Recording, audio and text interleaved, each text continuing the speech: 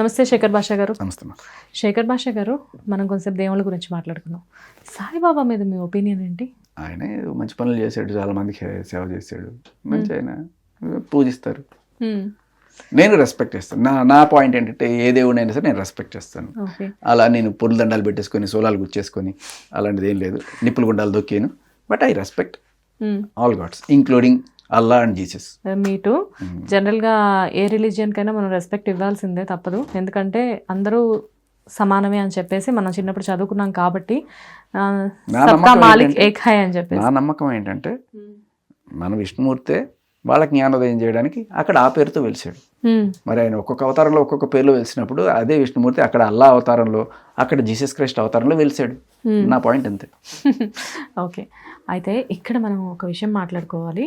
మాధవి లతా గారు wonderful heroine, beautiful girl.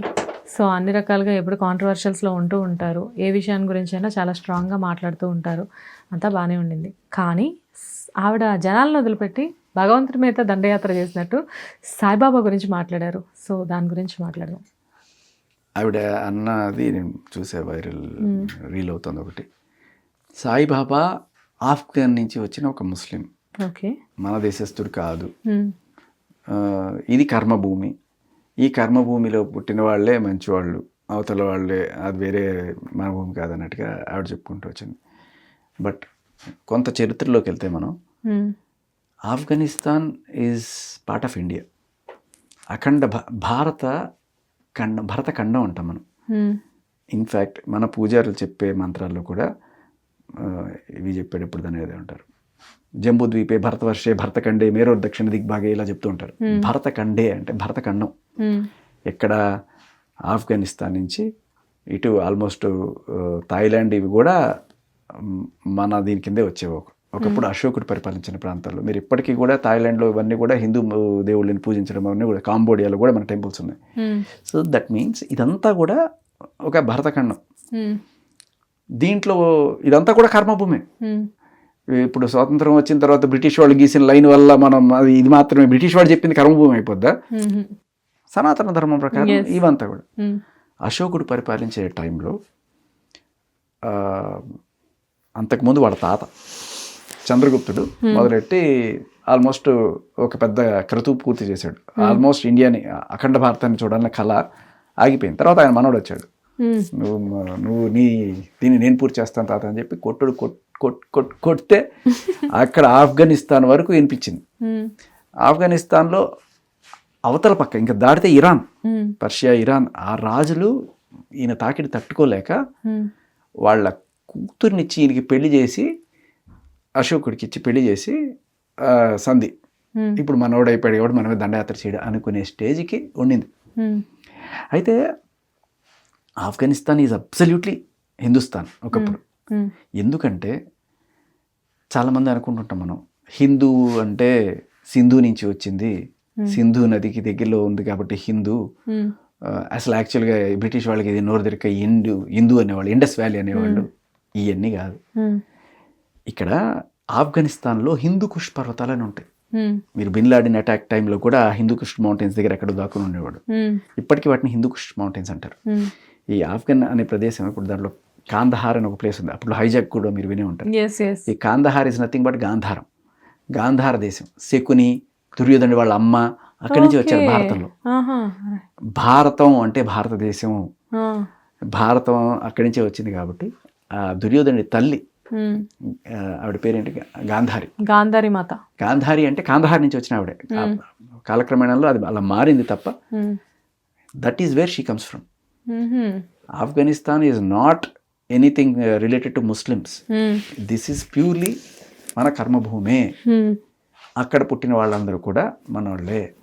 కాకపోతే అక్కడ దగ్గరలో అరబ్స్ చాలా పక్కనే ఉండేవాళ్ళు. వాళ్ళ దండయాత్రల్లో ఇక్కడ ఉండే వాళ్ళని బలవంతంగా మతం మార్చడం అనేది జరిగింది. సో అలా కొంతమంది బలవంతంగా మత మార్పులకు గురైన వాళ్ళు తర్వాత వాళ్ళ తరాల వాళ్ళు అలా ముస్లిమ్స్గా, వాళ్ళకి తెలియదు, ఒక 3 తరాలు అయిపోయిన తర్వాత మనదే ముస్లిం అనుకుంటారు. బట్ కొంచెం బ్యాక్కి వెళ్తే క్లియర్ కట్గా వాళ్ళకి తెలుస్తుంది అనమాట. అందరూ హిందువులే ఒకప్పుడు. ఇప్పుడు పాకిస్తాన్లో ఉండే వాళ్ళందరూ వాళ్ళు బై బర్త్, లేకపోతే వాళ్ళ ముత్తాతలు అందరూ ఎవరు? అసలు ఇస్లాం పుట్టిందే 600 సంవత్సరంలో. అంతకుముందు ఏమున్నాయి, అందరూ హిందువులే కదా. ఎస్. సో అప్పుడు మతం అనేది ఏం లేదమ్మా, ఒక ధర్మం అనేది ఉండేది. ఈ ధర్మానికి తగ్గట్టుగా నడుచుకోండి అనేవాడు. ఆ ధర్మం కూడా ఏంటి, నువ్వు చేసే పనిని బట్టి నీకు ఇది. ఇప్పుడు బ్రాహ్మణ్యం చేసేవాడు నీచు ముట్టకూడదు, క్షత్రియుడు ముట్టచ్చు, వీళ్ళు ఆవుల్ని గోవుల్ని చంపేస్తారు, వాళ్ళు ఇది చేస్తారు కాబట్టి వాళ్ళని దూరం పెట్టండి, ఆవు పవిత్రం. ఇలా రకరకాల ధర్మాల కింద వాళ్ళు డివైడ్ చేసుకుంటూ అలా ఏదో వచ్చారు. అది తర్వాత వాళ్ళ వంశపారంపర్యంగా వాళ్ళని వేసుకుంటూ వచ్చారు. పాయింట్ ఏంటంటే చాలా క్లియర్ కట్గా Afghanistan is nothing but Hindustan. Hindu Kush పర్వతాలకి యువతల ఉన్నంత, అంటే హిందూ కుష్ పర్వతాలకి పశ్చిమాన ఉన్న ప్రదేశం అంతా కూడా హిందువులదే. ఓకే, అది హిందూ కుష్. సూపర్. అంతేగాని ఇప్పుడు ఈ హిందువులు అనే పేరు ఎవరిచ్చారమ్మా? పురాణాలని పుక్కిలించేశారు సార్. పురాణాలకి అది చరిత్ర ఇది. ఇప్పుడు ఏంటంటే మనం హిందువులు అనుకుంటాం కదా. సనాతన ధర్మం ఓకే, కానీ మీరు మిమ్మల్ని హిందువులు అనుకుంటారు. ఆ హిందువు పేరు ఎవరిచ్చారు తెలుసా? ముస్లింలు. ముస్లింలు మనల్ని అలా పిలుచుకునేవాళ్ళు. ఏమని అంటే హిందూ కుష్ పర్వతాల అవతల ఉండే వాళ్ళందరూ కూడా అదిగో హిందుస్థాన్ అని వాళ్ళు పిలుచుకునే పేరు. మనం పిలుచుకునే పేరేంటి? భారతదేశం. మనది భారత ఖండం. అయితే వీళ్ళందరూ కూడా మెల్లగా ఆక్రమించుకొని వాళ్ళ లాంగ్వేజే ఇదైంది. ఎప్పుడు బ్రిటిష్ వాళ్ళు వచ్చేదాకా వాళ్ళే కదా రూల్ చేసింది, మొఘల్స్. వాళ్ళందరూ ఏం పిలిచేవాళ్ళు? హిందుస్థాన్ అని. హిందుస్థాన్లో ఉన్న ప్రతి ఒక్కడు, అంటే this is not the name of a religion, this is name of a country. ముస్లింలు పిలిచే పేరు ఇది. ఈ రోజుకి కూడా పాకిస్తాన్ వాళ్ళు మనల్ని హిందుస్థానీ అంటారు. ఎందుకంటే అది వాళ్ళు ఇచ్చుకున్న, ముస్లింలు మనకి పెట్టిన పేరు హిందూ. అంతేగాని మనకి దేవుడు ఇచ్చిన పేరు హిందూ కాదు. ఇవాళ మన హైందవ సాంప్రదాయం, హిందూ ధర్మం, హిందూ మతం అని చెప్పంటున్నామే, ఆ హిందూ అనే పేరే వాళ్ళు పెట్టింది. సూపర్. కాకపోతే నువ్వు నిజంగా ఎవరు అంటే ఒక భారతీయుడివి, నువ్వు ఒక సనాతన ధర్మాన్ని ఫాలో అయ్యేవాడు.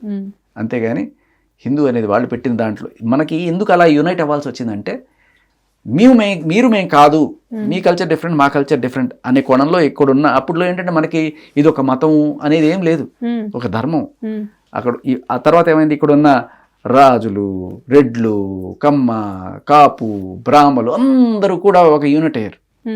యూనిట్ అయ్యి దీనికి అగెనిస్ట్గా, ఈ కల్చర్కి అగెనిస్ట్గా, లేదు మీరు వేరు, మేము మీ మతంలోకి మారం అనుకున్న వాళ్ళంతా ఓకే మనం అందరం ఒక మతం అని చెప్పి అలా హైందవం తప్ప ఎక్కడా కూడా పురాణాల్లో హిందుత్వం, హైందవం అనేది లేదు. మొత్తానికి అలా జరిగింది. మధ్యలో మరి సాయిబాబాని ఎందుకు సార్ కాంట్రవర్షియల్ చేస్తున్నారు? ఆయన మేబీ అదే అంటున్నా, ఆయన పాటికి ఉన్న వాళ్ళకి కూడా దేవుడు కావాలి కదా, వాళ్ళకి కూడా ధర్మం బోధించాలి కదా, వాళ్ళకి తగ్గట్టుగా బోధించాలి. ఇప్పుడు సౌదీ అరేబియాలో అనుకోండి, ఇక్కడ ఉన్నట్టుగా మనకి సస్యశ్యామలమైన పంటలు, వాళ్ళకి ఆయిల్ వచ్చేదాకా వాళ్ళకి అసలు ఒక దారుణమైన పరిస్థితిలో బతికారు వాళ్ళు. పెట్రోల్ లేని టైంలో అక్కడ జంతువుల్ని వీటిని చంపుకుంటూ బతికేవాళ్ళు. సో అటువంటి కల్చర్లో ఉన్నప్పుడు దానికి తగ్గట్టుగా ధర్మం నేర్పించాలి. అప్పుడు మన విష్ణుమూర్తి అక్కడ అల్లా రూపంలో అక్కడ ప్రత్యక్షమై అక్కడ నేర్పించాడు. అలాగే అటు సైడ్ వెళ్ళిపోయాడు, ఎక్కడ అమెరికా అటు సైడ్ బ్రిటిష్ వాళ్ళకి నేర్పించడానికి జీసస్ క్రైస్ట్ రూపంలో ఆయన మంచిగా బోధించాడు. మీరు గమనించండి, ఇప్పుడు అల్లా వైకుంఠపురంలో అన్నారు కదా, అది అలా వైకుంఠపురంలో సార్. అల్లా వైకుంఠపురం ఏంటి సార్? ఏం చేద్దాం అనుకుంటున్నా? ఎక్కడైనా అందరు పేరే డిఫరెంట్ అమ్మా, పేరే డిఫరెంట్. జస్ట్ అల్లా లేదు, యేసు లేదు, రాముడు లేదు, అందరూ ఒకటే. మిమ్మల్ని పొద్దున్నే లేపే వస్తువు ఏంటి? నన్ను పొద్దున్నే మా హస్బెండ్ లేపుతారు. మీ హస్బెండ్ లేపేది అల్లారాం. అల్లారాం అల్లారాం. మనల్ని మనం ఇంకా ఏదో కొట్టుకోవడంలో అర్థం లేదనేది నాకు అనిపిస్తుంది. బాగుంది. మొత్తానికి ఇలా డైవర్ట్ చేశారు మీరు. సో కానీ ఆవిడ అంతా బాగుంది, కానీ చాలా బాగా చెప్పారు కానీ ఇప్పటి వరకు చరిత్ర గురించి. కానీ మాధవీలత గారు, సాయిబాబా అనే ఆయన అందరిలాంటి నార్మల్ మనిషే.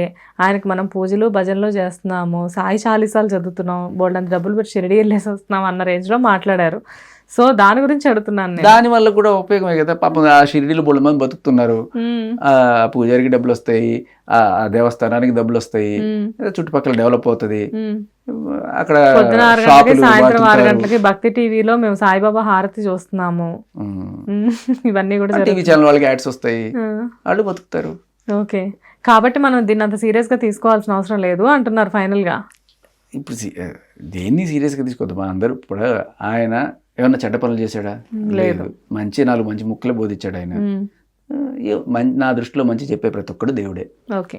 సో అది సాయిబాబా అయినా జీసస్ అయినా ఎవరైనా. మా హిట్ టీవీకి ఏమో ఈయన కాదు. ఇప్పుడు అంత అంత నిజంగా పట్టి చూడాలంటే ఇవాళ డేట్ ఎంత? ఇవాళ 6th January 6th. అది ఎవరు పెట్టారమ్మా? అంటే క్రీస్తు పుట్టి ఇంత అని చెప్పుకుంటున్నాం. నువ్వు అశోకుడు పుట్టో మౌర్యుడు పుట్టో ఎందుకు చెప్పుకోవట్లా? అంటే మన చిన్నప్పటి నుంచి నువ్వు చెప్పిన ప్రతిసారి నువ్వు క్రీస్తుని తెలుసుకున్నట్టే కదా. ఓకే. జీసస్ క్రైస్ట్ పుట్టి 2026 సంవత్సరాల ఒక నెల ఒక 5 రోజులు అయిందని చెప్తున్నావు నువ్వు ఇండైరెక్ట్ గా. ఓకే. సో ఫస్ట్ ఈ డేట్ సిస్టమ్ని మార్చండి అయితే. అది వాళ్ళు వీళ్ళు ఏం లేదు, అంతా మంచి కోసమే చెప్పారు. జీసస్ క్రైస్ట్ కూడా ఏం చెప్పాడు? సహనం ఉండాలి, అంత క్షమించే గుణం ఉండాలి, ప్రేమించే గుణం ఉండాలి. ఇదే కదా ఏం చెప్పింది. చంపేయండి, నరికేయండి, అలా ఏ దేవుడు చెప్పట్లేదు sir. But finally nice topic. ఎలా మొదలుపెట్టినా కానీ ఈరోజు మీ వల్ల నాకు కొన్ని చరిత్రలు, కొన్ని పురాణాలు అన్నీ తెలుసుకుంటూ వచ్చాయి. But really wonderful. అంటే గాంధారి తెలియదు ఇప్పటి వరకు. సో నాకు ఇవాళ ఒక సబ్జెక్ట్ నేర్పించారు మీరు. ఇది ఎప్పటికీ నాకు అలా గుర్తుండి. చాలా మంది ఈ వీడియో పెద్దవాళ్ళకి కాకుండా పిల్లలు, చదువుకునే పిల్లలు వింటే మంచి నాలెడ్జ్ వస్తుంది. But anyways thank you sir. Hit TV app, ఇందులో short news, live news, entertainment shows, movies, digital magazines తో పాటు మీ జిల్లా వార్తలను కూడా ఫ్రీగా చూడొచ్చు. ఇంకెందుకు ఆలస్యం, వెంటనే హిట్ టీవీ యాప్ ని డౌన్లోడ్ చేసుకుని ఫ్రీగా ఎంటర్టైన్మెంట్ పొందండి. Hit TV app. Hit TV app. Please download hit TV app. Hit TV app ని ఫ్రీగా డౌన్లోడ్ చేసుకుని ఎంజాయ్ చేయండి. మీకు నచ్చిన ఎంటర్టైన్మెంట్ కోసం హిట్ టీవీ యాప్ ని ఫ్రీగా డౌన్లోడ్ చేసుకుని ఎంజాయ్ చేయండి. హిట్ టీవీ యాప్ ని డౌన్లోడ్ చేసుకుని ఆస్వాదించండి, ఆశీర్వదించండి. ఇంతమంది సెలబ్రిటీలు హిట్ టీవీ యాప్ ని డౌన్లోడ్ చేసుకోండి అని చెప్తున్నారంటే ఎంత మంచి యాప్ ఆలోచించండి. అమెరికాలో చదవాలనుకునే వాళ్ళకి విశ్వసనీయమైన పేరు మన శౌర్య కన్సల్టెన్సీ. UK లో 1 year masters, UK లో 1 year masters, 2 years work permit up to 5 years visa. Contact Shaurya Consultancy. Contact 89851 89851.